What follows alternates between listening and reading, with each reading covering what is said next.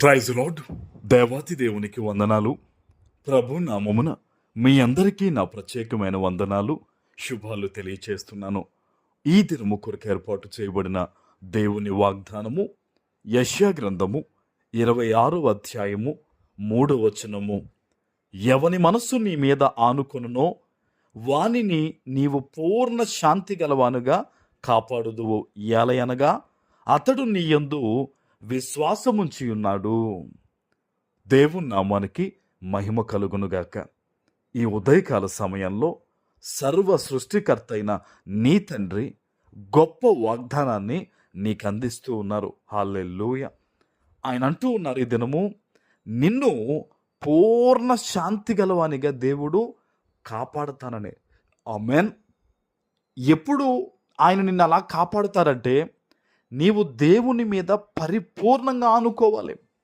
నీ ప్రయత్నాలు నువ్వు చేస్తూ, నీ ఆలోచన నువ్వు చేస్తూ, దేవా నీ చిత్తానుసారంగా నన్ను కాపాడు అనడం కాదు, కానీ తండ్రి ఏం జరిగినా నీ నామానికి మహిమ కలుగునట్లు నన్ను ఆశీర్వదించు ప్రభువా అని నీ ప్రతి అడుగును బట్టి, ఆలోచన బట్టి, పరిస్థితిని బట్టి నువ్వు దేవుని మీద ఆనుకుంటావో పరిపూర్ణమైన నెమ్మది గలవానిగా, శాంతి గలవానిగా నిన్ను కాపాడుతానని ఈ దినము దేవుడు నీకు గొప్ప వాగ్దానాన్ని ఇస్తూ ఉన్నారు. ఆమెన్.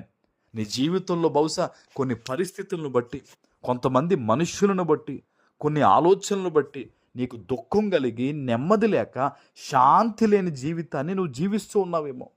నిద్రలేని జీవితము, ఆహారము తినని జీవితము, సంతోషమే కనీసం కనుచూపు మేరలో కనబడిన జీవితాన్ని నువ్వు అనుభవిస్తూ ఉన్నావేమో. ఈ దినము నేను చూచిన నీ తండ్రి నీకు వాగ్దానం ఇస్తూ ఉన్నాడు. పూర్ణ శాంతి గలవానిగా దేవుడు నిన్ను కాపాడబోతూ ఉన్నారు. ఆమెన్. దేవుని మీద ఆనుకోవడం నేర్చుకో. మంచో చెడ్డో నీ జీవితంలో ఒకవేళ నువ్వు దేవునికి దూరం అయి ఉంటే గనక, నువ్వు దేవుణ్ణి దూషించిన వ్యక్తిగా ఉంటే గనక, పాపము చేసే వ్యక్తిగా ఉంటే గనక, ఇదిగో ఈరోజు మరలా నువ్వు దేవుని వద్దకు వచ్చే వ్యక్తిగా నువ్వు ఉండాలి.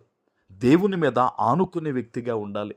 నువ్వు చేసిన ప్రతి పొరపాటు దేవుని దగ్గర ఒప్పుకుని విడిచిపెట్టినట్టయితే గనక, అయ్యా నువ్వు తప్ప నన్ను విడిపించేవారు ఎవరూ లేరయ్యా, నువ్వు తప్ప నా కన్నీరు తుడిచేవారు ఎవరూ లేరయ్యా, నువ్వు తప్ప నా గుప్పెళ్ళు నింపి నన్ను ధనవంతులుగా చేసేవారు ఎవరూ లేరయ్యా, నీ ఒక్కడివే తండ్రి, నాకు సహాయం చేయి ప్రభు అని నమ్మకంతో నువ్వు ప్రార్థన చేసి ఆయన మీద ఆధారపడి దేవుడు నీ చేతికిచ్చిన పని నీ శక్తి లోపం లేకుండా నువ్వు చేసినట్టయితే, అది డ్రైవింగా, సెక్యూరిటీయా, ఉద్యోగమా, వ్యాపారమా, కంపెనీయా, ఏదైనా సరే నీ శక్తి లోపం లేకుండా నీవు దేవుని మీద ఆధారపడి నీ పని నువ్వు చేసినట్టయితే గనక, ఇదిగో ఈ దినము దేవుడు నీకు వాగ్దానం ఇస్తూ ఉన్నాడు.